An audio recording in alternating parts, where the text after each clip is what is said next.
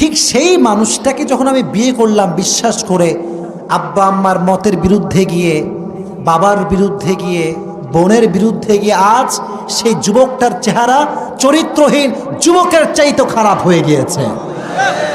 এটা হচ্ছে আবেগের খেলা। আবেগ ঠিক না। যারা এই প্রশ্ন দিয়েছ তোমাদেরকে আমি বলবো, ডোন্ট বি ফ্রাস্ট্রেটেড, হতাশ হবা না। আব্বা আম্মাকে কনভিন্স করার ট্রাই করো। এখনকার যুবকদের সমস্যা হচ্ছে পড়ালেখা নাই, জীবনে কি করবে তাও জানে না, তাও যে জানে না তাও জানে না, আর এদিকে বিয়ে নিয়ে পাগল হয়ে থাকে। এখন আব্বার দোষটা কোথায়? আব্বা তো চায় আমার সন্তানটা ভালো কিছু করুক, আমার সন্তানের পারিবারিক জীবনটা সুখী হোক। এটা প্রত্যেকটা বাবা জান চায় কি চায় না? অতএব তোমরাও জিদ করবা না।